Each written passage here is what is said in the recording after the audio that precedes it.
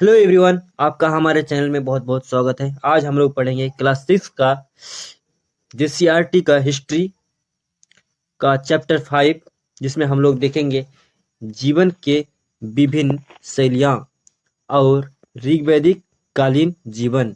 इसमें हम लोग क्या देंगे, अपनी जिंदगी के विभिन्न शैलियाँ देखेंगे और ऋग्वैदिक कालीन जीवन कैसा था वो देखेंगे। तो चलिए आगे बढ़ते हैं।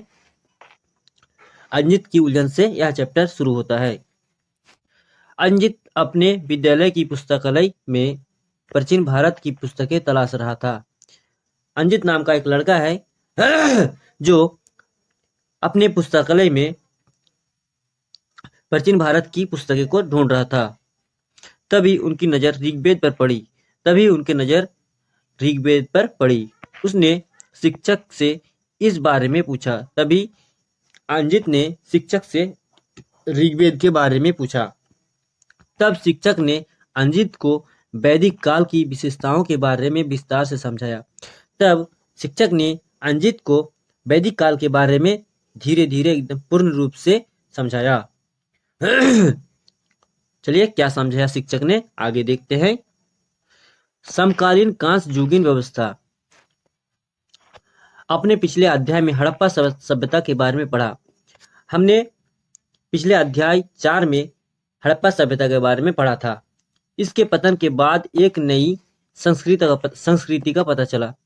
हड़प्पा सभ्यता के पतन के बाद हम लोगों को एक नया संस्कृति के बारे में पता चला था। इसकी जानकारी हमें वेदों से मिलती है। इसकी जानकारी हमें कहाँ से मिलती है? वेदों से मिलती है। वेद 4 होते हैं, उनमें ही हमें इस संस्कृति के बारे में पता चलता है। इसीलिए इस संस्कृति को वैदिक संस्कृति कहा जाता है। इसलिए क्या कहा जाता है? वैदिक संस्कृति। एवं उस काल को वैदिक काल कहते हैं। और जिस काल में वेद लिखे गए थे और जिस काल में वेदों से हमें जानकारी मिलती है, उस काल को वैदिक काल कहते हैं। वैदिक काल में लोगों की जीवन शैली के बारे में जानने से पहले यह जानना जरूरी है कि वेद क्या है। हम जो है वैदिक काल के लोगों के जीवन शैली के बारे में जानने से पहले हमें यह जानना जरूरी है कि वेद क्या है। वेद क्या है यह जानना सबसे पहले जरूरी है। तो चलिए देखते हैं वेद क्या है। वेद शब्द का अर्थ है ज्ञान। सीधा सीधा वेद जो शब्द है उसका शाब्दिक अर्थ है, उस शब्द का अर्थ है ज्ञान, मतलब नॉलेज। वेद 4 है। वेद कितना होता है? 4 होता है। ऋग्वेद, सामवेद, यजुर्वेद तथा अथर्ववेद। वेद 4 प्रकार के होते हैं: ऋग्वेद, सामवेद, यजुर्वेद तथा अथर्ववेद। वेदों से हमें तत्कालीन समाज एवं लोगों के बारे में प्रारंभिक जानकारी मिलती है। वेदों से हमें तत्कालीन समाज और लोगों के बारे में कुछ जानकारियां मिलती है। वेदों की रचना के आधार पर वैदिक काल को 2 भागों में रखा गया है। जिस तरह वेदों की रचना हुई है उस आधार पर वैदिक काल को 2 भागों में रखा गया है: ऋग्वैदिक काल एवं उत्तर वैदिक काल। ऋग्वैदिक काल को हम लोग पूर्व वैदिक काल भी कह सकते हैं। इस अध्याय में ऋग्वैदिक काल में लोगों की विभिन्न जीवन शैलियों के बारे में हम जानकारी प्राप्त करेंगे। हम लोग इस अध्याय में क्या करेंगे? ऋग्वैदिक काल के बारे में बहुत सारा जानकारी प्राप्त करेंगे। तो चलिए देखते हैं ऋग्वेद क्या बताता है। हमें ऋग्वेद क्या बताता है, हमें ऋग्वेद से क्या समझ में आता है। ऋग्वेद सबसे पुराना वेद है। वेदों में 4 वेद है। चारों वेदों में सबसे पुराना वेद है ऋग्वेद, जिसकी रचना 1500 ईसा पूर्व में हुई थी। लगभग आज से 3500 साल पहले हुई थी ऋग्वेद की रचना। ऋग्वेद में 10 मंडल है। ऋग्वेद में कितने मंडल है? 10 मंडल हैं।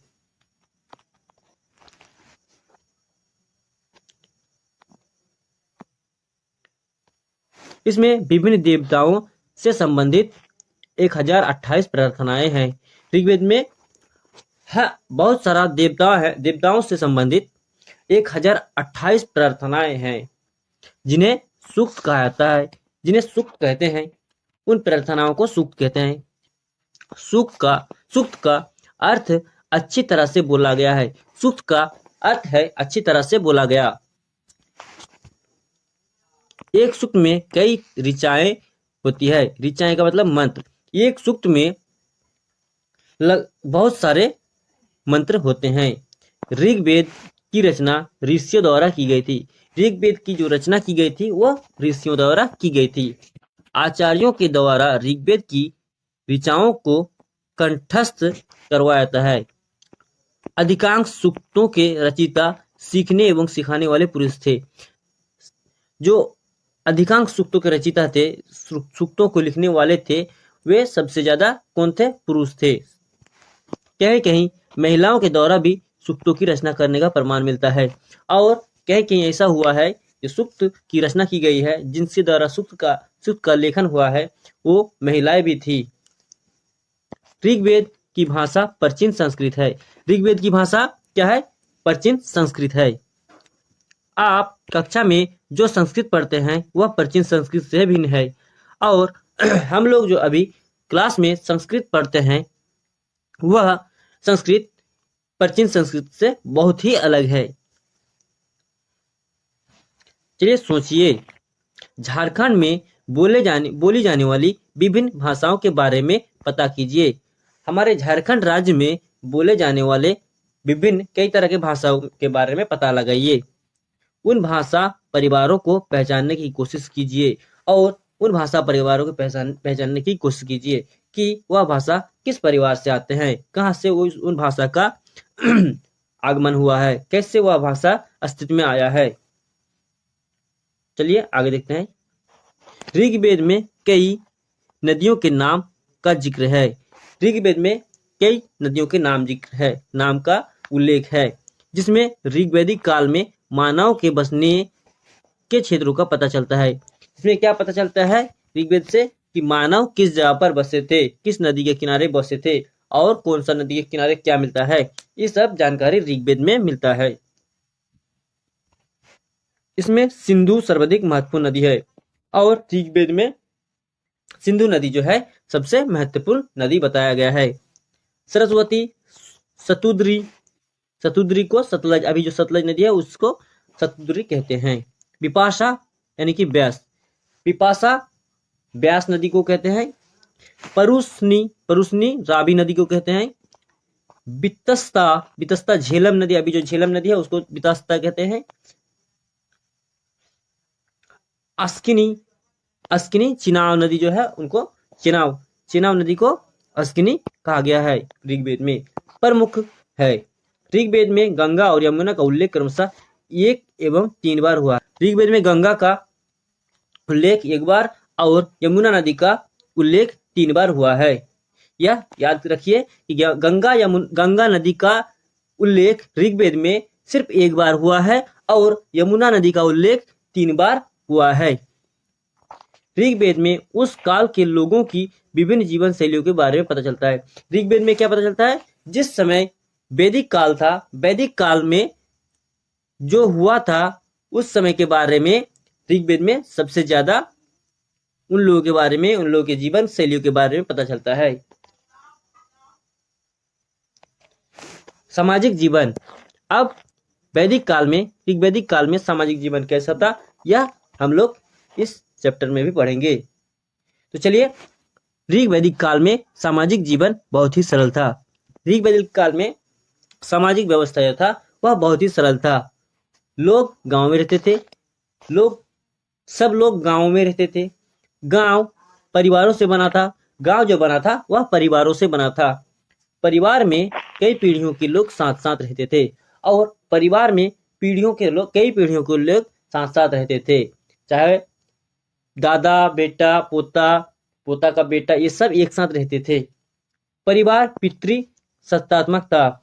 समाज में वर्ण व्यवस्था का प्रचलन था। पहले वर्ण व्यवस्था का प्रचलन था। आज आप देखते हैं कि समाज में विभिन्न जाति के लोग रहते हैं। आज हम लोग देखते हैं कि हमारे समाज में विभिन्न जाति के लोग एक साथ रहते हैं। उस काल में भी लोगों को विभिन्न जातियों में रखा गया था। उस काल में विभिन्न जातियों के लोगों को भी रखा गया था। इसे वर्ण कहा जाता है, इसे वर्ण कहा जाता है। ऋग्वेद के 10वें मंडल के पुरुष सूक्त में 4 वर्णों का वर्णन है। ऋग्वेद में 10वें मंडल जो है उसमें पुरुष सूक्त में 4 वर्णों का वर्णन किया गया। पुरुष के सूक्त में जो है 4 वर्ण है 10वें मंडल में। इसमें ब्राह्मण को सबसे ऊपर व शूद्र को सबसे नीचे माना गया है। इसमें ब्राह्मण को सबसे ऊपर और शूद्र जात को सबसे नीचे रखा गया है। ब्राह्मण को सबसे ज्यादा महत्व देते हैं और शूद्र को सबसे कम महत्व देते हैं, उनको नीच समझते थे। बीच में क्षत्रिय और वैश्य का स्थान है, और बीच में क्षत्रिय और वैश्य का स्थान है। सबसे ऊपर में रहता था ब्राह्मण, उसके बाद क्षत्रिय, उसके बाद वैश्य और उसके बाद सबसे नीचे शूद्र, ऐसा होता था। आज यह मान्यता स्वीकृत नहीं है, लेकिन अभी जो हमारा समाज है वर्तमान में, यह समाज उस समय जैसा नहीं है, अभी सब बराबर है। ऋग्वैदिक काल में वर्ण भेद के आधार जन्म नहीं बल्कि कर्म था। ऋग्वैदिक काल में वर्ण भेद जो था वह जन्म से नहीं बल्कि कर्म से होता था। यज्ञ कराने एवं शिक्षा प्रदान करने वाले को ब्राह्मण, यज्ञ करने वाले और शिक्षा प्रदान करने वाले को, जो शिक्षा प्रदान करते थे उनको क्या कहते हैं? ब्राह्मण, जिन्हें पुरोहित कहते थे। युद्ध में भाग लेने वाले, जो लोग युद्ध में भाग लेते थे वे वाले क्षत्रिय तथा समर्पित संपत्तियों को अर्जित एवं व्यापार करने वाले वैश्य कहलाते थे। युद्ध में भाग लेने वाले क्षत्रिय कहलाते थे तथा संपत्तियों को अर्जित एवं व्यापार करने वाले जो होते थे, जो संपत्ति का अर्जन करते थे और व्यापार करते थे, वे लोग वैश्य कहलाते थे। शूद्रों को सेवक के रूप में समझा जाता था। शूद्र जो होता था उससे क्या कहते हैं? सेवक। कालांतर में वर्ण विभाजन का आधार जन्म से हो गया, जो आप आगे के अध्याय में पढ़ेंगे। समाज में महिलाओं को महत्वपूर्ण स्थान प्राप्त था, लेकिन एक चीज बहुत अच्छा था कि महिलाओं को महत्वपूर्ण स्थान प्राप्त था उस समय। उन्हें शिक्षा प्राप्त करने, अपने पसंद का जीवन साथी चुनने आदि का अधिकार था। उस समय एक चीज अच्छा था कि महिलाओं का स्थान जो है महत्वपूर्ण था। उन महिलाओं को शिक्षा प्राप्त करने का अधिकार था और अपने जो है जीवन साथी चुनने का अधिकार था। वे भी मंत्रों का पाठ एवं यज्ञ करवा सकती थी। उस समय वैदिक काल में, ऋग्वैदिक काल में महिलाएं मंत्रों का पाठ एवं यज्ञ भी करवा सकती थी। घोषा, लोपा, मुद्रा आदि स्त्रियों ने ऋग्वेद के कुछ मंत्रों की रचना भी की थी। ये घोषा, लोपा, मुद्रा, ये सब स्त्रियों ने ऋग्वेद के कुछ मंत्र का लेखन किया था, उसकी रचना की थी। उस समय बाल विवाह, सती प्रथा तथा पर्दा प्रथा आदि का प्रचलन नहीं था। उस ऋग्वैदिक काल में बाल विवाह का प्रचलन नहीं था, सती प्रथा प्रचलन नहीं था, पर्दा प्रथा का भी प्रचलन नहीं था। शिक्षा गुरुकुल पद्धति पर आधारित थी। उस समय स्कूल नहीं हुआ करते थे, विद्यालय नहीं हुआ करते, उस समय गुरुकुल होते थे, जहां पर सामान्यतः मौखिक शिक्षा दी जाती थी। उस समय सबको मौखिक शिक्षा दिया जाता था। यव एवं गेहूं लोगों का मुख्य भोजन था। यव जो है मतलब बार्ली और गेहूं, ये दोनों लोगों का मुख्य भोजन था। भोजन में दूध, दही, घी आदि का विशेष महत्व होता था। भोजन में दूध का, दही का और घी का महत्व होता था।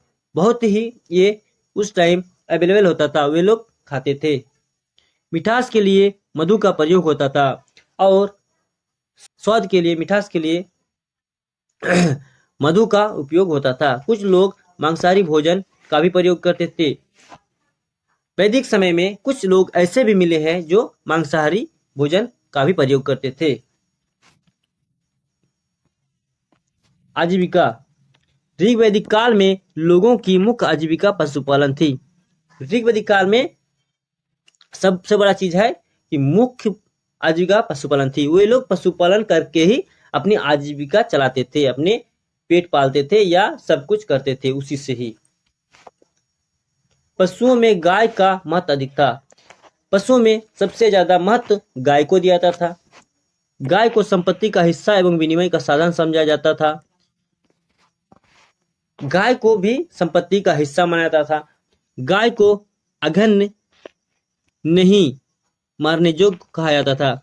गाय को अघन कहा जाता था क्योंकि वो मारने योग्य नहीं है। गाय के अलावा घोड़ा दूसरा महत्वपूर्ण पशु था। गाय सबसे पहला पशु था जो सबसे महत्वपूर्ण था। उसके बाद द्वितीय स्थान पर घोड़ा होता था। घोड़े का प्रयोग मुख्यतः रथों में होता था। घोड़े का जो प्रयोग होता था वह रथों के लिए होता था। लोग बैल, भेड़, भैंस, भेड़, बकरी एवं ऊंट आदि से परिचित थे। लोग जो है बैल, भैंस, भेड़ ये सब के बारे में जानते थे। ऋग्वेद में उर्वरा, धान्य, लांगल, बैल तथा बपंती शब्द मिलते हैं। ऋग्वेद में अनाज के बारे में, हल के बारे में, बैल के बारे में और बोना के बारे में, इस सब के बारे में पता चलता है। अतः कहा जा सकता है कि उस काल के लोग खेती भी करते थे। इस चीज से यह पता चलता है कि ऋग्वेदिक काल में लोग खेती बाड़ी भी करते थे। उस काल में कुछ पेशेवर भी रहते थे। उस काल में पेशेवर भी लोग रहते थे जो कुछ न कुछ बनाते करते थे। रथ बनाता था। जो रथकर था वो रथ बनाते थे। कपड़ों की बुनाई के लिए बुनकर होते थे। कपड़ों का बुनाई के लिए बुनकर होता था। कुछ लोग सोना, तांबा और कांसा से अनेक प्रकार की वस्तुओं का निर्माण करते थे। कुछ लोग जो है सोना, तांबा और कांसा से बहुत तरह के वस्तुओं का निर्माण करते थे। ऋग्वेद में पणि शब्द मिलता है। ऋग्वेद में क्या मिलता है? पणि शब्द मिलता है। इसका प्रयोग इन लोगों के लिए होता था जो पशुओं की चोरी किया करते थे। पणि शब्द से यह अर्थ निकलता है कि पशुओं की चोरी करने वाला पणि कहलाता था। शासन व्यवस्था। चलिए ऋग्वेदिक काल में शासन व्यवस्था कैसा था यह भी जान लेते हैं। ऋग्वेदिक काल की शासन व्यवस्था कई स्तरों में बटी थी। ऋग्वेदिक काल में जो शासन व्यवस्था था वह कई स्तर में बटा हुआ था। प्रत्येक स्तर पर एक प्रधान होता था और जितने भी स्तर थे उन सब में एक न एक प्रधान होता था। सबसे छोटा स्तर गृह था। सबसे छोटा स्थान क्या था? कुल था, जिसका प्रधान कुलप या गृहपति होता था। जिसका प्रधान होता था कुलप या तो गृहपति। कई कुल मिलकर एक ग्राम बनता था। गृह से समझ सकते हैं घर और कुलप समझ सकते हैं घर का मुखिया, पापा, दादा, ये सब इसे गृहपति कहा जाता था। कई कुल मिलकर ग्राम होता था। ग्राम मतलब गांव, जैसे हम लोग आज हैं। और ग्राम मिलकर 20 मिलकर जन का निर्माण करते थे और 20 मिलकर कई ग्राम मिलकर 20 बनते थे, कई 20 मिलकर जन का निर्माण करते थे। ग्राम का प्रधान ग्राम का प्रधान कौन होता था? ग्रामीणी होता था। ग्राम का प्रधान ग्रामीणी होता था। 20 का प्रधान विस्पति एवं जन का प्रधान राजन होता था। राजन का चुनाव समिति करती थी। राजन का जो चुनाव होता था वह कौन करता था? समिति। जन के प्रत्येक परिवार गृह के सदस्य समिति के सदस्य होते थे। जो जन में प्रत्येक परिवार से जन के प्रत्येक परिवार के सदस्य समिति के सदस्य थे। और जो जन में होते थे वे सब क्या होते थे? प्रत्येक परिवार के गृहपति जो होते थे वही जन के सदस्य होते थे, समिति के सदस्य होते थे। इसके अलावा सभा एवं विदत नाम की 2 अन्य संस्थाएं थी। ये सब को छोड़ के 2 और संस्था थी जिसका नाम था विदत और सभा। जो सैनिक एवं धार्मिक कार्यों से संबंध में विचार विमर्श करती थी। जो सभा एवं विदत था वो क्या करता था, सेनाओं और धार्मिक कार्यों के बारे में विचार विमर्श या उसको लॉ एंड ऑर्डर को फॉलो करवाता था। सभा में जनों के प्रबुद्ध लोगों को रखा जाता था। सभा में किसको रखा जाता था, प्रबुद्ध लोगों को, जो बुद्धिमान होते हैं उनको। विदत आर्यों की सर्वाधिक प्राचीन संस्था थी। विदत जो है वह आर्यों की सर्वाधिक प्राचीन संस्था, आर्यन जो होते थे उनके सबसे पुराना संस्था क्या है, विदत। इसे जनसभा कहा जाता था और इसे क्या कहा जाता था, जनसभा। महिलाएं सभा एवं विदत में भाग ले सकती थी। महिलाएं जो है विदत या सभा में भाग ले सकती थी। देखिए उस समय महिलाओं का बहुत महत्वपूर्ण योगदान रहता था, महिलाओं का भी इंपॉर्टेंट होता था। राजा पुरोहित की सहायता से न्याय करता था। राजा जो होता था वह पुरोहित की सहायता से न्याय करता था। पुरोहित मतलब ब्राह्मण।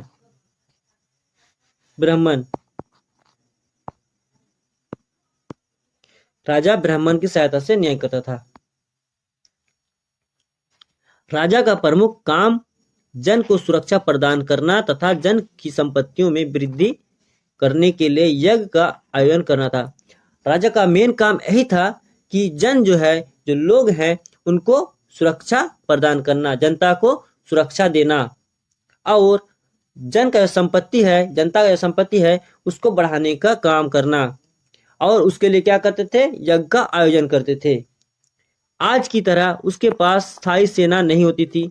आज जैसे स्थायी सेना है उस तरह उस समय स्थायी सेना नहीं होता था। युद्ध के दौरान एक नागरिक सेना का गठन किया जाता था। जैसे युद्ध का समय आता था तो नागरिक सेना बनाना पड़ता था जिसके नेतृत्व राजन करता था। जिसका नेतृत्व कौन करता था, राजन। लड़ाइयां पुरुषों के द्वारा लड़ी जाती थी। जो युद्ध में लड़ाई होता था वो क्या होता था, लड़ाइयां सिर्फ पुरुषों के द्वारा ही किया जाता था।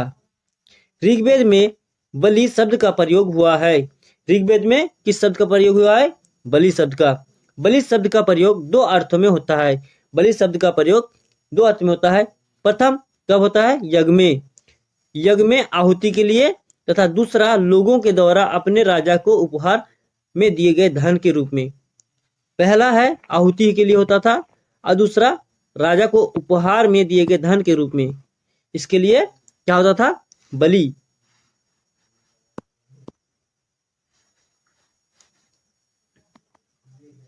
धार्मिक जीवन, उस समय धार्मिक जीवन कैसा था, पूजा पाठ कैसे होता था, प्रेयर प्रार्थना कैसे होता था।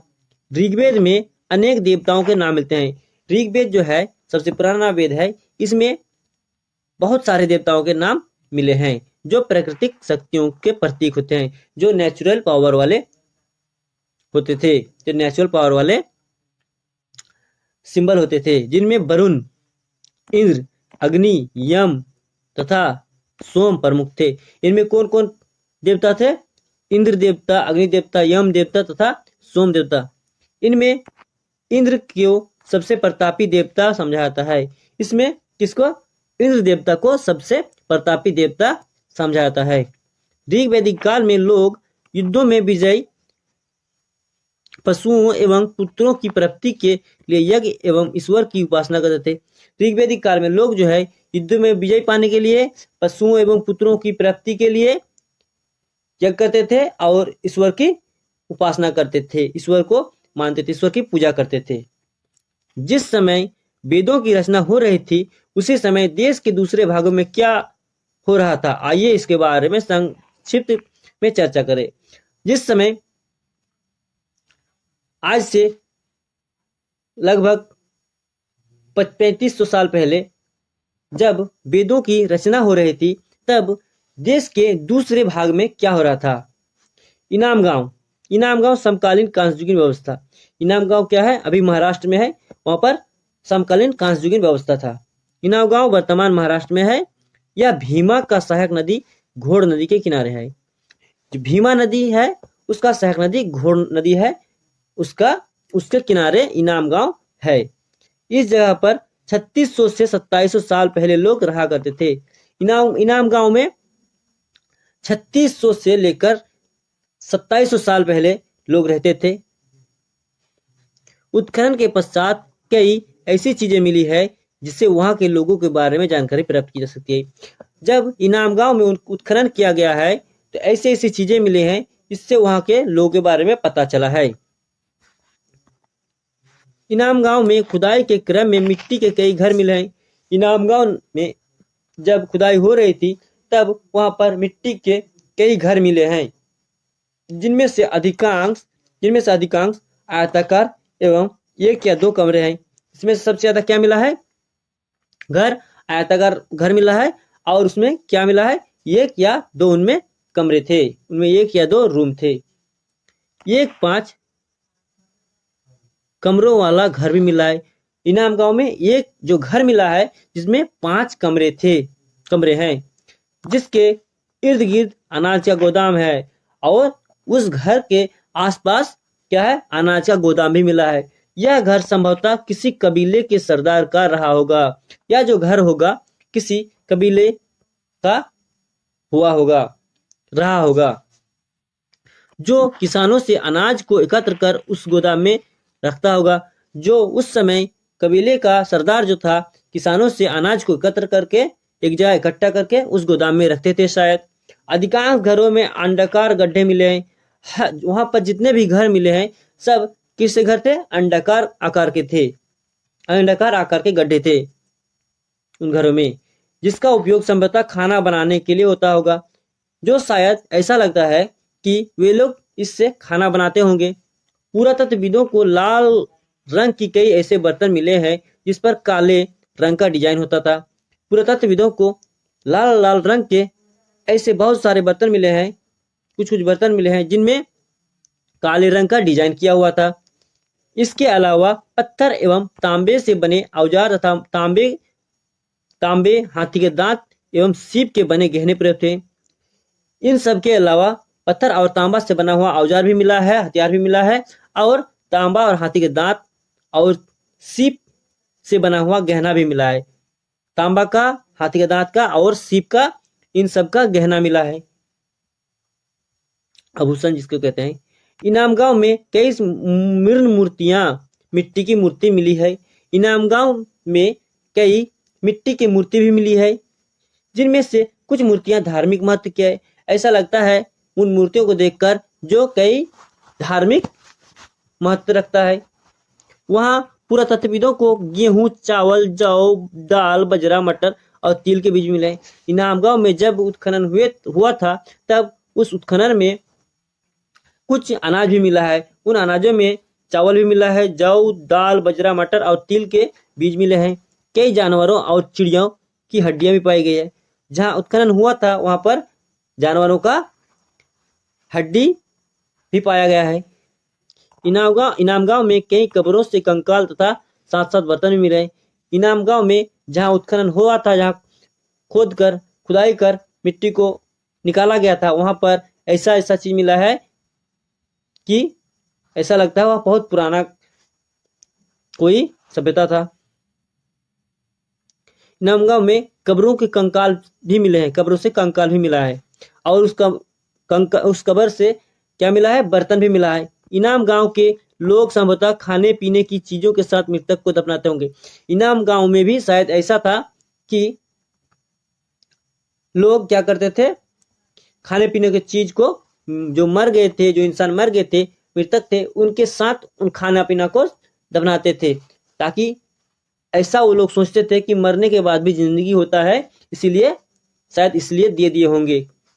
सबका सिर उत्तर की ओर होता था। जो सबका सिर होता था वो क्या होता था? उत्तर दिशा में होता था। पुरातत्वविदों को एक ऐसी कब्र मिली है जिसमें एक आदमी को 5 कमरों वाले मकान के आंगन में 4 पैरों वाले मिट्टी के बड़े से संदूक में दफनाया गया था।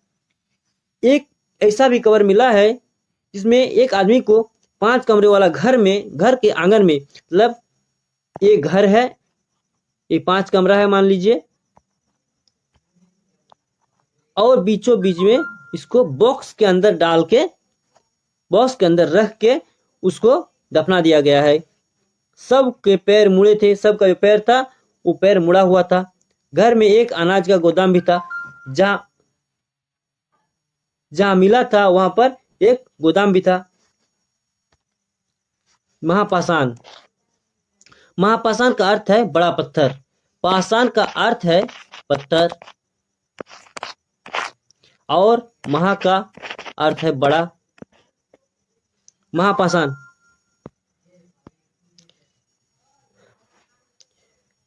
दक्कन दक्षिण भारत, उत्तर पूर्वी भारत एवं कश्मीर में आज से करीब 3000 वर्ष पहले महापाषाण कब्र बनाने की प्रथा प्रचलित थी। ये पत्थर कब्र पर लोगों के द्वारा बड़े करीने से लगाए गए थे। दक्कन में, दक्षिण भारत में, उत्तर पूर्वी भारत में और कश्मीर में आज से लगभग 3000 साल पहले महापाषाण कब्र बनाने की प्रथा थी। महापाषाण मतलब बड़े बड़े पत्थरों से कब्र बनाने की प्रथा प्रचलित थी। उस समय ऐसा होता था, बड़े बड़े पत्थरों से कब्र बनाया जाता था। ये पत्थर कब्र पर लोगों के द्वारा जो है बड़े करने से लगाए गए थे। वो एकदम सजाकर लगाए गए थे ताकि कब्र के स्थानों को चिन्हित किया जा सके, ताकि कब्र का स्थान है उसको पता लगाया जा सके कि हाँ ये वाला कब्र है, यहाँ से यहाँ तक। भारत में आदि चन्नलूर तमिलनाडु में है अभी, वहां पर ब्रह्मगिरी आंध्र प्रदेश में आदि महापाषाणिक पुरास्थल है। ये सब क्या है? महापाषाणिक पुरास्थल है। कुछ महापाषाण मेगालिथ जमीन के ऊपर और कुछ जमीन के अंदर होते हैं। कुछ जो है महापाषाण जमीन के ऊपर होता है और कुछ जमीन के नीचे होते हैं। कई कब्रों से कंकाल के साथ दैनिक जीवन में उपयोग किए जाने वाले सामान दफनाए जाने का प्रमाण मिलता है। कई ऐसे कब्र मिले हैं जिनमें मृतक जो है उनके साथ साथ, मृतक के कंकाल के साथ हमारे जिंदगी में जो यूज होने वाले चीज है उन सबको भी मिला है, जैसे खाना और बाल्टी, कहीं मग मिला है, यही सब मिला है। ये सामान मरे हुए व्यक्ति के समाज में उसकी स्थिति को स्पष्ट करता है। ये क्या स्पष्ट करता है? कि वह व्यक्ति समाज में किस स्थिति में था, यही सब स्पष्ट करता है। उदाहरण के लिए ब्रह्मगिरी आंध्र प्रदेश में एक कब्र से 33 सोने की मनके एवं शंख मिले हैं। ये कब्र ऐसा मिला है आंध्र प्रदेश में ब्रह्मगिरी में, जिसमें 33 सोने का मनका मिला है और शंख भी मिले हैं। मनके मतलब हार, तथा दूसरे कंकाल के पास कुछ मिट्टी के बर्तन, और जो दूसरे कब्र था जिसमें क्या मिला है? मिट्टी, सिर्फ मिट्टी के बर्तन। इससे शायद यह पता चलता है कि कौन सा व्यक्ति कितना अमीर है, किस व्यक्ति का समाज में कितना स्टेटस है, यही पता चलता है कब्र के अंदर से जो मिलता है उससे। सोचिए, इन दोनों कब्रों से प्राप्त सामान के आधार पर आकलन कीजिए कि मृतक की आर्थिक स्थिति कैसी रहेगी, और यह सोच के देखिए कि जो मृतक मरे थे उनका क्या है, आर्थिक स्थिति कैसा था, जिसके कब्र से सोने का सामान और क्या क्या मिला है, वो उसका समाज में आर्थिक स्थिति क्या था। और जो व्यक्ति सिर्फ मिट्टी के बर्तन मिले हैं, जिस व्यक्ति के कंकाल के साथ मिट्टी के बर्तन मिले हैं, उसका स्टेटस कैसा था, वो कितने अमीर थे या गरीब थे, उसके आर्थिक स्थिति कैसा था। झारखंड के चतरा, हजारीबाग, रांची आदि जिले में कई मेगालिथ मिले। झारखंड के रांची में, हजारीबाग में और चतरा में कई मेगालिथ मिले हैं, लेकिन खुदाई के अभाव में इन मेगालिथों के बारे में पूरी जानकारी नहीं मिल सकी। लेकिन खुदाई पूरी तरीके से नहीं हुआ है, इसलिए इन मेगालिथों के बारे में अभी तक पूरी जानकारी नहीं मिली है। फिर भी कहा जा सकता है कि झारखंड में महापाषाणिक संस्कृति रहेगी। फिर भी यह कह सकते हैं कि झारखंड में भी महापाषाणिक संस्कृति थी। क्या है मेगालिथ? मेगालिथ असल में क्या है? प्राचीन काल में किसी मुख्य व्यक्ति की मृत्यु के पश्चात कब्र पर पत्थर गाड़ दिया जाता था। जो व्यक्ति का देहांत होता था उस व्यक्ति के बाद कब्र पर पत्थर गाड़ दिया जाता था। ये मृत्यु के स्मृति चिन्ह थे। कोई अलग डिजाइन का पत्थर, कोई अलग साइज का, कोई छोटा कोई बड़ा, इस तरह से पत्थर लगा दिया जाता था, जिससे पता चलता था यह कब्र किसका है और किस व्यक्ति का है। इन पत्थरों को मेगालिथ कहता है। जो पत्थर वहां पर रखे जाते हैं उन पत्थरों को मेगालिथ कहा जाता है। पुरातत्व की भाषा में इसे डोलमेन कहा जाता है। Dolmen, dolmen, DOLMEN, dolmen. जैसे ये सब यहाँ पर, यहाँ ये सब क्या है? मेगालिथ है। झारखंड में विभिन्न क्षेत्रों में मेगालिथ भारत के कई हिस्से में मिले हैं। मेगालिथ जो है भारत के कई हिस्सों में मिले हैं। जैसे कि इनमें बुर्जहोम जो कश्मीर में है, शिलोंग मेघालय में, मणिपुर में है, नागपुर में है, दुर्ग मध्य प्रदेश में है, आदि स्थान पर मेगालिथ मिला है। दक्षिण अफ्रीका, ब्राजील, इंडोनेशिया, लाओस और कोरिया आदि देशों में भी मेगालिथ मिले हैं। जैसे हमारे देश में मेगालिथ मिला है, ठीक उसी तरह बाहर के देशों में भी मेगालिथ मिला है। जैसे हमारे देश में बुर्जहोम में मिला है, शिलोंग में मिला है, मणिपुर में मिला है, नागपुर में मिला है, दुर्ग में मिला है। इस सब स्थानों पर हमारे देश में मिला है। लेकिन बाहरी देशों में भी, हमारे भारत देश के बाहर भी मेगालिथ मिला है। जैसे दक्षिण अफ्रीका में मिला है, ब्राजील में मिला है, इंडोनेशिया में, लाओस और कोरिया, इन सब जगह पर क्या मिला है? मेगालिथ मिला है। झारखंड के रामगढ़, लोहरदगा, हजारीबाग, गुमला, चतरा, चाईबासा में भी बड़ी संख्या में मेगालिथ मिला है। हमारे झारखंड राज्य में भी कई ऐसी जगह है जहाँ पर मेगालिथ मिला है। जैसे लोहरदगा, रामगढ़, हजारीबाग, गुमला, चतरा, चाईबासा, इन सभी जगहों पर मेगालिथ मिला है। अकेले सिल्ली में जो रांची में है, इसके पास चोखा हाथों में लगभग 4000, बाप रे बाप, इसको याद कर लीजिए, 4000 नोट कर लीजिए। लगभग 4000 से ज्यादा मेगालिथ प्राप्त हुए हैं हमारे झारखंड में। रांची के पास, सिल्ली के पास चोखा हेतु में सिर्फ और सिर्फ 4000 मेगालिथ प्राप्त हुए हैं। ये मेगालिथ पाषाण, महापाषाण झारखंड के आदिवासियों के सांस्कृतिक, धार्मिक और पुरातात्विक अवशेष है। ये क्या है? हमारे झारखंड के महापाषाण, झारखंड के आदिवासियों का सांस्कृतिक है और धार्मिक, संस्कृत धार्मिक पुरातात्विक अवशेष है। ये पुराने से पुराने अवशेष हैं जो हमारे झारखंड के आदिवासी थे उनके। झारखंड के कुछ मेगालिथों के निर्माण में खगोल विज्ञान एवं गणित का प्रयोग झलक दिखते हैं।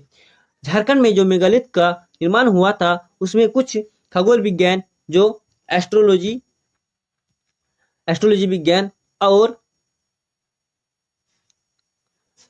क्या है, गणित, मैथमेटिक्स का भी उपयोग हुआ है। ऐसे मेगालिथ पंकरी, बारवाडी, चानो, फुरुका, कटिया, मुर्गे आदि स्थानों में मिले हैं। ये जो एस्ट्रोलॉजी और मैथमेटिक्स वाला मेगालिथ मिला है, ये कहाँ मिला है? पंकरी, बारवाडी, चानो, फुरुका, कटिया, मुर्गे, ये सब जगहों पर मिला है। इन खास किस्म के मेगालिथ का निर्माण संभवतः चांद सूरज के परागमन के अध्ययन करने के लिए बनाया गया होगा। एक खास तरह का जो मेगालिथ बनाया गया था, ये चांद सूरज के परागमन के अध्ययन के लिए बनाया गया था कि चांद सूरज कैसे परागमन करते हैं, इनके लिए बनाया गया था। पंकरी बारहवाडी के मेगालिथ समूह में सूर्योदय देखने के लिए देश विदेश के लोग जुटे थे। और पंकरी बारहवाडी का जो मेगालिथ समूह है, वहां पर क्या है? सूर्योदय देखने के लिए देश विदेश के लोग जुटते हैं अभी भी। झारखंड राज्य के देश के मेगालिथ नक्शे में शामिल करवाने का श्रेय सुभाषिस दास को आता है। सुभाषिस दास जो है, झारखंड राज्य में मेगालिथ जो है उसका नक्शा उन्हीं के कारण मिला है, उन्हीं को श्रेय दिया जाता है। लंबे अरसे तक लोग मेगालिथ की महत्ता को अभी अनभिज्ञ थे। लंबे समय तक क्या है, मेगालिथ के बारे में पता नहीं था, लेकिन अभी इस सुभाषिस दास के कारण झारखंड के प्राचीन मेगालिथों का पता चल पाया है। करीब 2 दशक पूर्व सुभाषिस दास ने झारखंड की प्राचीन मेगालिथों की खोज कर उसे दुनिया के सामने पेश किया। हमारे सुभाषिस दास जी जो थे, उसने झारखंड के प्राचीन मेगालिथों को खोजकर उसको दुनिया के सामने पेश किए थे। सर्वप्रथम उन्होंने हजारीबाग के समीप एक प्राचीन मेगालिथ की खोज की। हमारे सुभाषिस दास जो थे, सबसे पहले वो क्या किए थे? हजारीबाग के पास ही एक प्राचीन मेगालिथ थी उसका खोज करके सबको बताया था। इसके बाद उन्होंने नौकरी से त्यागपत्र देकर अपना पूरा समय देश के मेगालिथों की खोज में लगा दिया और अपना जो नौकरी था उसको छोड़ दिया। उससे उसमें अपना इस्तीफा देकर सिर्फ और सिर्फ अपने देश में, राज्य देश में जो मेगालिथ है उनको खोजबीन में अपना समय को लगा दिया। श्री दास के अनुसार झारखंड का विश्व में एक अनोखा स्थान है। श्री दास जी के अनुसार हमारा झारखंड राज्य जो है वह विश्व में एक अनोखा स्थान रखता है, क्योंकि यहाँ कई जनजातियों में मेगालिथ बनाने का परंपरा लगभग 3000 वर्ष से अधिक समय से जीवित है। क्योंकि हमारे झारखंड राज्य में मेगालिथ बनाने की जो परंपरा है लगभग 3000 साल पहले से भी ज्यादा समय से है। मुंडा, उरांव और असुर जनजाति के हर गांव में कब्रगाह है, जिससे क्या है, मुंडा, उरांव और असुर जनजाति के जो लोग हैं उनके हर गांव में कब्रगाह है, जिसे हरगड़ी या हरसली या जनगढ़ी कहा जाता है। उसको क्या आता है, हरगड़ी, हरसली या जनगढ़ी कहा जाता है। किसी मृत व्यक्ति के स्मरण, किसी उल्लेखनीय घटना की याद में और पत्थर के समीप को दर्शाने के लिए मेगालिथ जनजातियों लंबे पत्थर को गाड़ते हैं। किसी मृत व्यक्ति की याद के लिए और किसी घटना की याद में और गांव के सीमा को दर्शाने के लिए मेगालिथ को जनजातियां जो है बहुत लंबे समय से पत्थर को गाड़ते हैं। जब हम लोग किसी व्यक्ति को याद करने के लिए उनके कब्र के ऊपर पत्थर लगा देते हैं ताकि हम लोगों को याद रह सके कि ये उस व्यक्ति का या वे हमारे अपने व्यक्ति का जो है कब्र है, और या हम लोग गांव की सीमा को दर्शाने के लिए भी पत्थर का इस्तेमाल करते हैं, मेगालिथ का इस्तेमाल करते हैं। मेगालिथ जो है क्या करते थे, इन सब चीजों को करने के लिए लंबे समय से पत्थर को जमीन के अंदर गाड़ देते थे। उसे बिरदरी या बुरुदरी कहा जाता है। उनके अनुसार इसे बिरदरी या बुरुदरी कहा जाता है। पुरातत्व या मानव विज्ञान में ऐसे लंबे खड़े पत्थरों को मेनहीर कहा जाता है। पुरातत्व या मानव विज्ञान के अनुसार ऐसे लंबे गड़े पत्थरों को मेनहीर कहा जाता है। इन कब्रों में यह जनजातियां अपने मृत परिजनों के कब्र पर संसादिशी जैसे मेगालिथ बनाते हैं। इन कब्रों में ये जनजातियां जो है अपने मृत के परिजनों के कब्र पर संसादिशी जैसे मेगालिथ बनाते हैं। वे लोग क्या करते हैं, संसादिशी जैसा मेगालिथ बना देते हैं। सिंहभूम में हो जनजाति अपने पूर्वजों के अस्थियों को अपने घर के आंगन में गाड़कर उन पर पत्थर का स्लैब रखते हैं।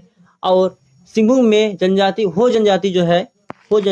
वे लोग क्या करते हैं, अपने पूर्वजों के अस्थियों को अपने घर के आंगन में, अपने घर के बीचों बीच आंगन में उसको खोद कर गाड़ देते हैं और उन पर पत्थर का जो है स्लैब लगा देते हैं, जिससे भी संसादिशी कहा जाता है। जिससे क्या कहा जाता है, संसादिशी कहा जाता है।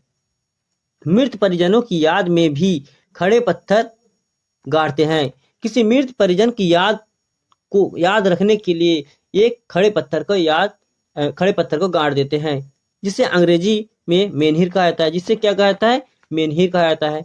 और उनकी भाषा में वे इसे बिरदरी या बुरुदरी कहते हैं, और जनजातीय भाषा में उसे क्या कहा जाता है, बिरदरी या बुरुदरी। झारखंड के मेगालिथ पर अपने शोध पर सुभाषिस दास ने in quest of the megalith और secret stone of Indian civilization with special reference to megalith और unknown civilisation of prehistoric India नामक 3 पुस्तकें लिखी है। हमारे सुभाषिस दास जी ने 3 पुस्तकें लिखी हैं।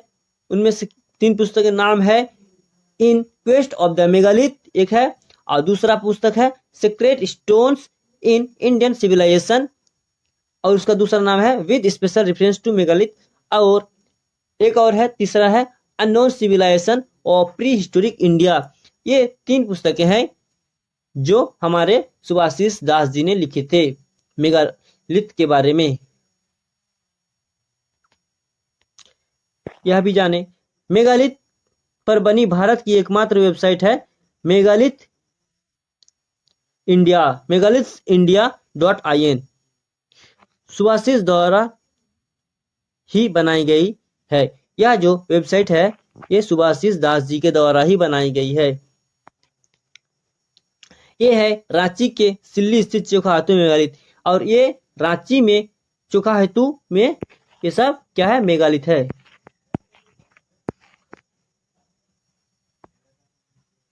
याद करने योग्य शब्द, अब क्या है, ये सब जो शब्द है इसको याद करना बहुत ही अच्छा है। जैसे वेद को हम लोग इंग्लिश में वेदा कहते हैं, प्रार्थना को इंग्लिश में प्रेयर कहते हैं, भाषा को इंग्लिश में लैंग्वेज कहते हैं, सभा, किसी भी सभा को हम लोग क्या कहते हैं, असेंबली। इसको ये सब को याद कर लीजिए।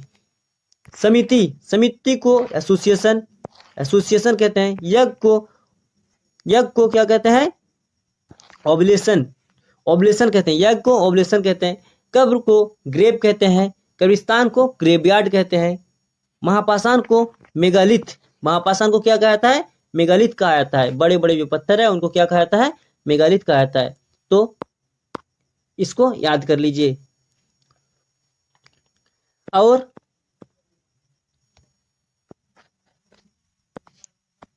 अगर आपको यह लेक्चर अच्छा लगे तो इस लेक्चर को लाइक कीजिए, शेयर कीजिए, एंड अगर आपको इसी तरह का वीडियो चाहिए तो प्लीज सब्सक्राइब कर लीजिए।